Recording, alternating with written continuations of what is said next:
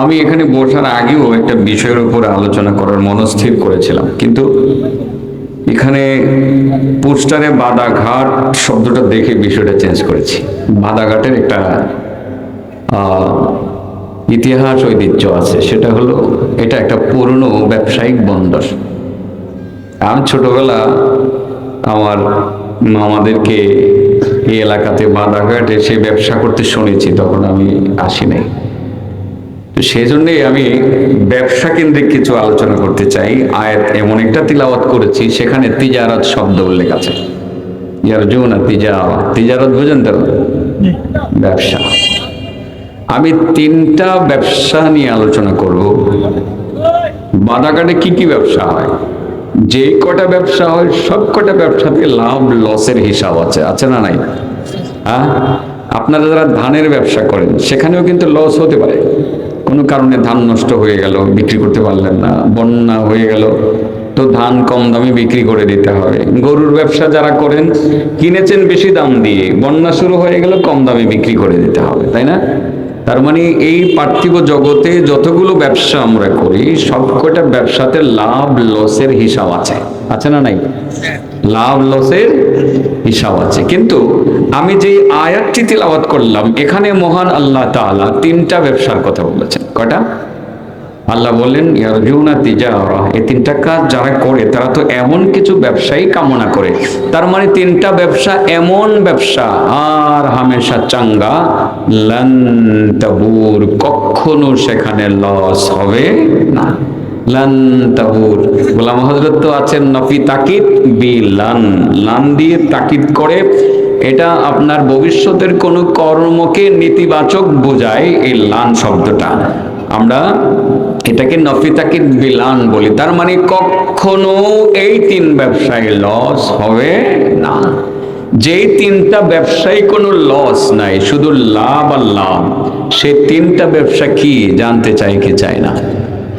করতে চাই কি চাই না? করবো ব্যবসা, লাভ নাই ব্যবসা, লস নাই ব্যবসা, লাভ আছে ব্যবসা, করতে চাই নাকি? সবাই তো করতে চায়, ঠিক আছে না? ইনশাআল্লাহ এই তিনটা ব্যবসা নিয়ে আমি কথা শুরু করি, কি বলেন? শুরু করব? শুরু করার আগে একটু তিলাওয়াত করি, আমার সাথে মনোযোগ দিয়ে শোনেন এবং তিলাওয়াত করেন। আমানার রাসূলু বিমা উনজিলা ইলাইহি মির রাব্বিহি ওয়াল মুমিনুন কুল্লুন আমানা বিল্লাহি ওয়া মালাইকাতিহি ওয়া কুতুবিহি ওয়া রুসুলিহি লা নুফাররিকু বাইনা আহাদিম মির রুসুলিহি ওয়া ক্বালু সামি'না ওয়া আতা'না গুফরানাকা রাব্বানা ওয়া ইলাইকাল মাসীর। لا يكلف الله نفسا إلا وسعها لها ما كسبت وعليها ما اكتسبت ربنا لا تؤاخذنا إن نسينا أو أخطأنا ربنا ولا تحمل علينا إصرا كما حملته على الذين من قبلنا ربنا ولا تحملنا ما لا طاقة لنا به واعف عنا واغفر لنا وارحمنا أنت مولانا فانصرنا على القوم الكافرين। পড়ছেন সবাই?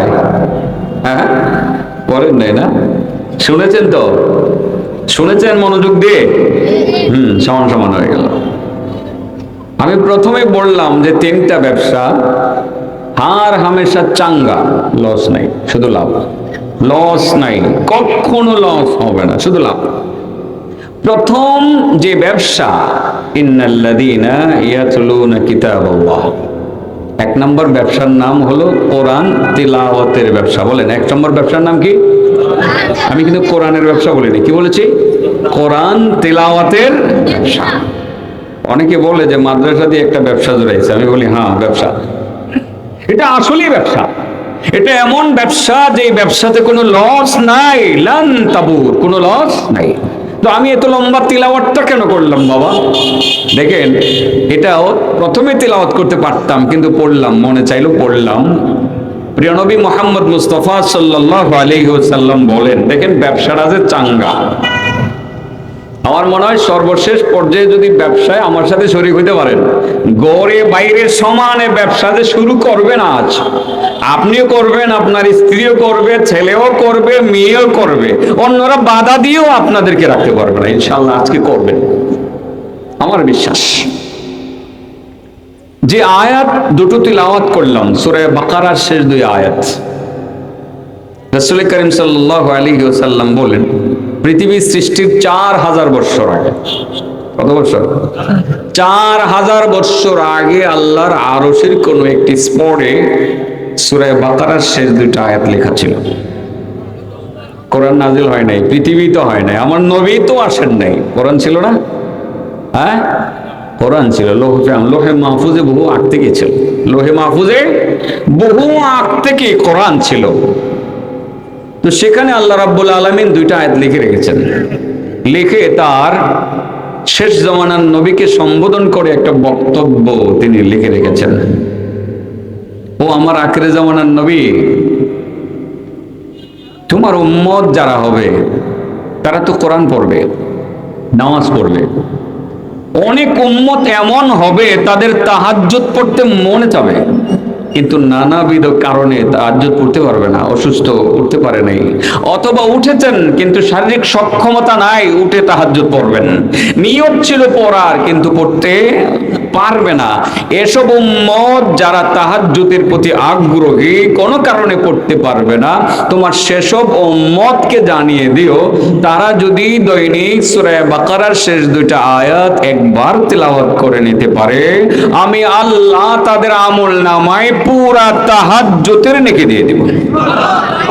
যতবার পড়বেন ততবার তাহাজ্জুদের নেকি পাইবেন। ব্যবসাটা কেমন? তাহাজ্জুদ দিয়ে শুরু করলাম আর কি, ব্যবসাটা কেমন? চাঙ্গা। কোরআন তিলাওয়াত, সূরা বাকারার শেষ দুইটা আয়াত তিলাওয়াত করলে তাহাজ্জুদের ব্যবসা হয়। বলেন, সূরা বাকারার শেষ দুই আয়াত তিলাওয়াত করলে তাহাজ্জুদের ব্যবসা হয়। আর তাহাজ্জুদের মাধ্যমে দুনিয়াতেও সম্মানের আসন পাওয়া যায়, পরকালেও মাকামে মাহমুদ পাওয়া যায়। মাকামে মাহমুদ অনেক দামি জায়গা, প্রশংসার জায়গা, গুরুত্বপূর্ণ জায়গা, যেখানে গেলে সম্মান আর সম্মান পাবেন। দুনিয়াতেও সম্মান কামাই করা যায়, পরপারেও সম্মান কামাই করা সম্ভব। যদি কোনো কারণে তাহাজ্জুদ পড়তে পারলেন না, আপনি সকালবেলা ফজরের নামাজের পর সূরা বাকারার শেষ দুইটা আয়াত তিলাওয়াত করে ব্যবসাটা করে ফেলবেন, তাহাজ্জুদের ব্যবসাটা নগদ হয়ে গেল। সুবহানাল্লাহ। শুধুমাত্র কি আমি এটাই বলবো না, আরো বলবো, আরো অনেক হাদিস আপনাদের সামনে আমি বলার চেষ্টা করব যতক্ষণ পারি। যদিও তারা আছে, আমার তো যাওয়া লাগে, যদিও তারা আছে, কিন্তু কম সময় বললে তো আপনারা রাগ করবেন যে এত দূর থেকে আসছিলেন কেন, তাই না? ব্যবসা কয়টা মনে থাকবে তো? এক নম্বর ব্যবসার নাম বলেন, কোরআন তিলাওয়াতের ব্যবসা। বলেন, কিসের ব্যবসা? কোরআন তিলাওয়াতে কি ব্যবসা হয়? সব ব্যবসার কথা বলবো না, ছোট্ট সূরা আছে, সূরাতুল ইখলাস, নাম শুনেছেন? কুল হুয়াল্লাহু আহাদ আল্লাহুস সামাদ লাম ইয়ালিদ ওয়া লাম ইউলাদ ওয়া লাম ইয়াকুল লাহু কুফুয়ান আহাদ। বিসমিল্লাহির রহমানির রহিম। কুল হুয়াল্লাহু আহাদ আল্লাহুস সামাদ লাম ইয়ালিদ ওয়া লাম ইউলাদ ওয়া লাম ইয়াকুল লাহু কুফুয়ান আহাদ। বিসমিল্লাহির রহমানির রহিম। কুল হুয়াল্লাহু আহাদ আল্লাহুস সামাদ يولد ولم يكن له كفوا أحد কয়বার এসে রাসূল বলেন সূরাতুল ইখলাস তাদিলু সুলুসাল কুরআন। সহিহ মুসলিম, ইমাম মুসলিমের সহিহ গ্রন্থের হাদিস, সহিহ হাদিস, সূরাতুল ইখলাস পবিত্র আল কোরআনুল কারীমের 1/3 সমান। তার মানে হলো আল্লাহর কোন বান্দা বান্দি যদি মাত্র 3 বার সূরাতুল ইখলাস তেলাওয়াত করে, মহান আল্লাহ পুরা 1 খতম কোরআনের নেকি তার আমলনামায় জমা করে দিবে। তিলাওয়াতের ব্যবসা আর হামেশা চাঙ্গা, কোনো লস নাই। সূরাতুল বাকারার শেষ 2 আয়াত তিলাওয়াত করলে তাহাজ্জুদের ব্যবসা হয়। সূরা ইখলাস মাত্র 3 বার তিলাওয়াত করলে 1 খতম কোরআনের ব্যবসা হয়। হয় কি হয় না? ও বাবা, কয়জন মুসলমান প্রত্যেক মাসে একবার খতম করতে পারেন? অনেকের পক্ষে সম্ভব হয় না। রমজান মাস আসলে শতকরা 5% মুসলমান কোন রকমে গেতায়া 27 রাত্রে খতম করে, ঠিক না বেটি? ভাগ্যে জুটে না, অনেকের ভাগ্যে জুটে না। হয়তো আপনার যৌক্তিক কারণ থাকতে পারে, আপনি জানেন না, পড়তে জানেন না, অথবা সময় পান নাই, পড়তে পারেন নাই। বাবাজি, সুযোগ তো আছে, মাত্র 3 বার সূরাতুল ইখলাসের তিলাওয়াত চালিয়ে যান দৈনিক। প্রত্যেক দিন 1 খতম কোরআনের নেকি আমলনামায় পাবে। ব্যবসা কেমন? হ্যাঁ, লস আছে? আরো শোনেন না, ব্যবসা 3 দেয় না, মাত্র 1টার আলোচনা চলছে না। কি ব্যবসা করেনই নাকি বাদাঘাটের মানুষ? শুরু হবে আজ, ব্যবসা ভালো হবে শেষ পর্যন্ত আশা করি। সূরা ইখলাস 10 বার তেলাওয়াত করলে, বাদাঘাটের মানুষ তো এরা কিন্তু চাবি স্বাভাবিকভাবে যে দেখি একটু সুনামগঞ্জ শহরে একটা বাড়ি করতে পারবি। এটা অন্যায় না, আমি বলবো না এটা অন্যায়। আমরাও সবাই গ্রামের মানুষ, এখন আমি শহরে থাকি, বাড়ি করেছি ওখানে। আমার বাড়ি তো ব্রাহ্মণবাড়ির সরাইলে লোপাড়া গ্রামে। আমার ভাই যে হাফেজ আব্দুল হান্নান, কিন্তু সেই বাড়ি করেছে একেবারে ঢাকার কাছে গিয়ে নরসিংদী শহরে। শহরে চায় মানুষ, এটা অন্যায় না, আমি অন্যায়ের জন্য বলছি না। প্রতিটা মানুষের উচ্চাকাঙ্ক্ষা থাকতেই পারে যে শহরে একটা বাড়ি হোক। সুনামগঞ্জে বাড়ি হওয়ার পরে চিন্তা করে যে দেখি আমাদের বিভাগীয় শহর সিলেটে একটা বাড়ি হলে ভালো হয়, সিলেটে হলে রাজধানী ঢাকায় হলে ভালো হয়। ঢাকায় হওয়ার পরে চিন্তা করে মাঝে মধ্যে ছেলে মেয়েরা আমেরিকায় যা থাকবে কোথায় গিয়ে, আমেরিকায় যদি একটা বাড়ি হতো আরো ভালো হয়। কি বলেন? চাহিদার কোনো শেষ আছে? কোনো শেষ নাই, চাহিদার কোনো শেষ নাই। আমরা এই দুনিয়াতে যদি এত বাড়ি চাইতে পারি, 70-80 বছর 100 বছরের জিন্দেগি সুখের জন্য, জান্নাতে কি একটু বেশি বাড়ি চাইতে পারি না? চাইতে পারি না? রাসূল বলেন, মান ক্বারাআ কুল হুয়াল্লাহু আহাদ হাত্তা ইয়াখতিমাহা 10 মাররাতিন বানাল্লাহু লাহু কসরান ফিল জান্নাহ। রাসূল বলেন, যে ব্যক্তি সূরা ইখলাস শুরু থেকে শেষ পর্যন্ত হাত্তা ইয়াখতিমাহা কুল হুয়াল্লাহু আহাদ বলবে, শেষ করবে, অনলি 10 বার। কতবার? 10 বার পড়বে। প্রতি 10 বারের এগেনিস্টে মহান আল্লাহ তাআলা তাকে সুনামগঞ্জে নয়, আমেরিকাতে নয়, জান্নাতে একটা বাড়ি বানিয়ে দিবেন। কোথায় বাড়ি বানিয়ে দিবেন? তো ব্যবসা বাণিজ্য করার পরে তো টার্গেট এটাই থাকে, ঢাকা শহরে বাড়ি হোক। তো আপনি এখানে কোরআনের ব্যবসা দিয়ে জান্নাতে বাড়ি বানালেন, ঠিক না? ঠিক, বাড়ি হয়ে গেল। ওমর অতি চালাক মানুষ দাঁড়িয়ে গেলেন। ফাকাম ওমর ইবনুল খাত্তাব ওয়া ক্বালা ইয়া রাসূলুল্লাহ ইযা আস্তাকসিরু। ওমর দাঁড়িয়ে বলেন, ইয়া রাসূলুল্লাহ, কি বললেন? 10 বার সূরা ইখলাস পড়লে কি জান্নাতে একটা বাড়ি হবে? তাহলে আমি যদি বেশি পড়ি? রাসূল বলেন, আল্লাহু আকসার ওয়া আতিয়াব। ওমর, তুমি যত বেশি সূরা ইখলাস পড়বা, যত বেশি তুমি কুল হুয়াল্লাহ সূরা পড়বা, মহান আল্লাহ তত বেশি সুন্দর সুন্দর বাড়ি তোমাকে জান্নাতে বানায় দিবেন। সুবহানাল্লাহ বলেন। আপনারা বলবেন এই হুজুরটারই দরকার, কষ্ট করে হইলো এই হুজুরটার আনন্দ লাগবে। আর এই শীতের দিন ফজরের নামাজ পড়তে পারতাম না, সূরা ইখলাস 10 বারের জায়গায় 50 বার করে পড়মু, 5টা বাড়ি হইব জান্নাতে দৈনিক। বিষয়টা এরকম হইল না? হাদিস কি নবীজি ঠিক বলেন নাই? নবীর হাদিস কি ভুল? আমার নবী ভুল বলতে পারেন না, আমি ভুল বলতে পারি, কিন্তু তিনি তো ভুল বলার নন, কারণ তিনি তো নিজ ইচ্ছাই কিছুই বলেন না, যা বলেন ওখান থেকে জেনে শুনেই বলেন, ঠিক আছে না? وما ينطق عن الهوى إن هو إلا وحي يوحى علمه شديد القوى ذو مرة فاستوى وهو بالأفق الأعلى ثم دنا فتدلى فكان قاب قوسين أو أدنى فأوحى إلى عبده ما أوحى আল্লাহ বলেন আমার নবী হাওয়ার উপরে কোনো কথা বলেন না, ওহির মাধ্যমে জানিয়ে দেওয়ার পরে তিনি কথা বলেন। নবী বলছেন 10 বার সূরা ইখলাস পড়লে জান্নাতে বাড়ি হবে, এটাই সত্য, ঠিক না বেটি? তাহলে কি নামাজ লাগবে না? আপনি তো বলবেন ফজরের নামাজ আর কষ্ট করে পড়ব না, রমজান মাসে আত্মাকে আর কষ্ট দেব না, না খেয়ে কষ্ট করব না, সূরা ইখলাস 50 বার 100 বার পড়ে ফেলবো, জান্নাতে বাড়ি হবে। ও বাবা, নবীর হাদিস সত্য, সত্যি সত্যি বাড়ি হবে। কিন্তু আমার প্রশ্ন হলো, বলেন তো বাড়ি হইলেই কি বাড়িতে যাওয়া যায়নি? হ্যাঁ, বাড়ি তো এখান থেকে আমেরিকাত বানানো যাইব। অনলি ডলার সেন্ড করবেন, আধুনিক পদ্ধতি, এখন ডলার সেন্ড করে দিবেন। আপনার ওই যে আধুনিক মাধ্যমগুলোকে কি বলে, এগুলো অনলাইনে ডলার সেন্ড করবেন কোম্পানিকে, কোম্পানি বুঝে আপনার নামে বাড়ি রেজিস্ট্রেশন করে রসিদ আপনার মোবাইলে অনলাইনে পাঠিয়ে দিবে। বাড়ি কিন্তু আমেরিকাতে ইচ্ছা করলে বানাতে পারেন, যেমন অনেক নেতা নেত্রীরা বানাইছে। বোঝানোর জন্য বলছি, আমি কিন্তু এখানে পলিটিক্স করার জন্য আসিনি, বোঝানোর জন্য। অনেক মন্ত্রী, নেতা, এমপি কানাডার বেগম পাড়াতে বাড়ি বানাইছে, বানাইছে না?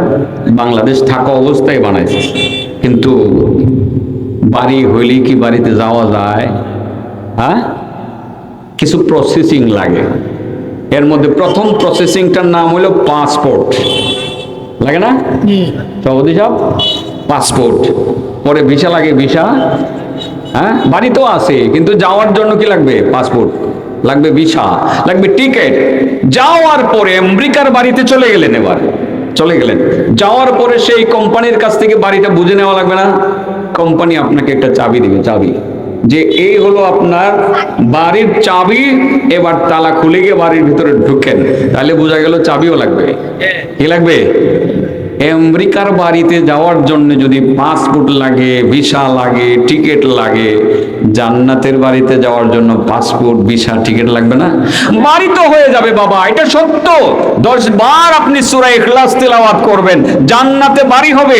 জান্নাতে বাড়ি বানানোর জন্য ডলার সেন্ড করতে হবে না। সূরা ইখলাস 10 বার সেন্ড করবেন, সূরা ইখলাস 10 বার সেন্ড করবেন, পাঠিয়ে দিবেন। এটা আবার আঙ্গুলি টিপে সেন্ড করতে হবে না, এটা মুখ দিয়ে সেন্ড করবেন, তেলাওয়াত করবেন, জান্নাতে আপনার বাড়ি নিশ্চিত। সেই বাড়িতে যাওয়ার জন্য পাসপোর্ট লাগবে, ভিসা লাগবে, টিকিট লাগবে, সেই বাড়ির তালা খোলার জন্য একটা চাবিও লাগবে। যেন তেন চাবি হইলে চলবে না রে বাবা। 2 দাঁতের চাবি দিয়া এই তালা খুলবে না, 3 দাঁতের চাবি দিয়াও এই তালা খুলবে না, 4 দাঁতের চাবি দিয়াও এই তালা খুলবে না। ওই তালাটাকে খুলতে হলে বাবা 5 দাঁতের চাবি লাগবে। বুঝতে পারছেন? হ্যাঁ, কয় দাঁতের চাবি লাগবে?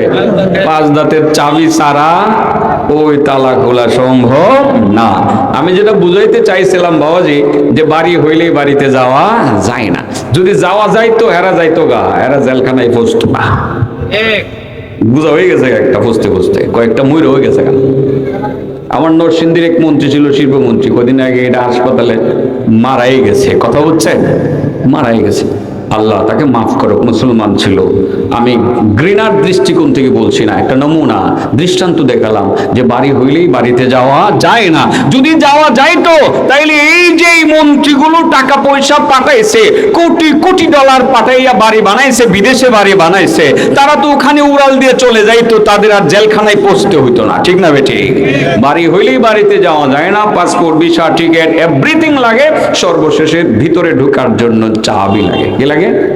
তদ্রুপ বাবা জান্নাতের বাড়ি হয়ে যাবে, তাতে কোনো সন্দেহ নাই।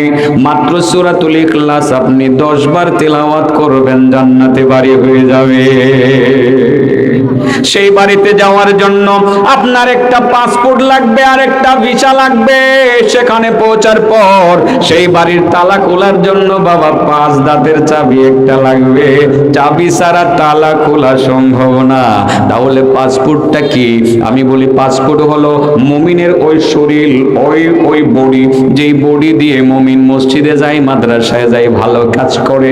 আর ভিসা হলো মরণের সময় কালিমা নসিব হওয়া, লা ইলাহা ইল্লাল্লাহ, লা ইলাহা ইল্লাল্লাহ, লা ইলাহা ইল্লাল্লাহ, লা ইলাহা ইল্লাল্লাহ, লা ইলাহা ইল্লাল্লাহ, লা ইলাহা লা ইলাহা ইল্লাল্লাহু মুহাম্মাদুর রাসূলুল্লাহ সাল্লাল্লাহু আলাইহি ওয়াসাল্লাম। ও বাবা, মরণের সময় যদি কালিমা নসিব হয়, ঈমান নসিব হয়, আপনি আবার জান্নাতের ভিসা লাগাইয়া জান্নাতে চলে যাইবেন। এই জীবনের প্রথম আপনি 10 বার সূরা ইখলাস পড়েছিলেন, এটার বিনিময়ে মহান আল্লাহ জান্নাতে আপনাকে একটা বাড়ি বানায়া দিয়েছিলেন। ওই প্রথম জীবনে যে পড়ছিলেন, বাড়ি নম্বর 1 নং বাড়ির গেটে আপনি চলে যাবেন। সেখানে গিয়ে দেখবেন তালা ঝুলতে আছে। তালা যদি পকেটে চাবি থাকে তবে তালা খুলে ভিতরে ঢুকতে পারবেন, আর যদি চাবি না থাকে আপনি যেতে পারবেন না। ও বাবা, চাবি একটা লাগবে, যেন তেন চাবি হইলে চলবে না। 5 দাঁতের চাবি লাগবে। ওই 5 দাঁতের চাবিটার নাম হইল নামাজ। কয় ওয়াক্তের? 5 ওয়াক্তের। তাহলে 3 ওয়াক্তের নামাজ পড়লে তালা খোলা যাবে না, 4 ওয়াক্তের নামাজ পড়লে তালা খোলা যাবে না। 5 ওয়াক্তের নামাজ যদি পড়ে থাকতে পারেন, ওই চাবিটা যদি আপনি সঙ্গে নিয়ে যাইতে পারেন, তালা খুলে আপনি জান্নাতে ঢুকতে পারবেন। নামাজ লাগবে? নামাজ লাগবে? নামাজ লাগবে? এটা ছাড়া আসলে কোনো ব্যবস্থা নাই তো বাবা। নামাজ অত্যন্ত গুরুত্বপূর্ণ একটা আমল, এটা ছাড়া কোনো ব্যবস্থা নাই। যতই আপনি ঘুরায় গড়ায় অনেক ফজিলত শুনবেন বা আমরা বলবো, নামাজকে কিন্তু বাদ দিয়ে কোনো কিছু বলা সম্ভব না। এটা লাগবে। এই জন্য প্রশ্নের উত্তরটা দিয়ে নিলাম। অনেকে বলতে পারতেন তাহলে সূরা ইখলাসের উপরে আমল চালিয়ে যাব না সারা জীবন, নামাজ পড়বো না, রোজা রাখবো না, এটা কিন্তু বলতে পারতেন। সেই কারণে আমি উত্তরটা দিয়ে নিলাম আর কি। নামাজ লাগবে তো? লাগবে তো ইনশাআল্লাহ। ব্যবসা করা ইন্নাল্লাযীনা ইয়াতলুনা কিতাবাল্লাহ, ইন্নাল্লাযীনা ইয়াতলুনা কিতাবাল্লাহি ওয়া আকামুস সালাতা ওয়া আনফাকু মিম্মা রাযাকনাহুম সিররাও ওয়া আলানিয়া,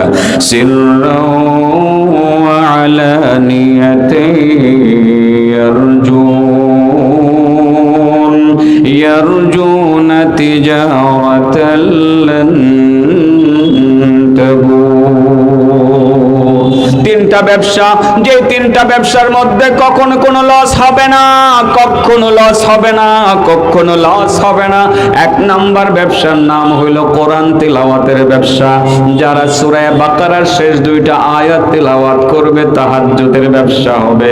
সূরা ইখলাস 3 বার তিলাওয়াত করলে 1 খতম কোরআনের ব্যবসা হবে। সূরা ইখলাস 10 বার তিলাওয়াত করলে জান্নাতে একটা বাড়ি হবে। ব্যবসা কেমন?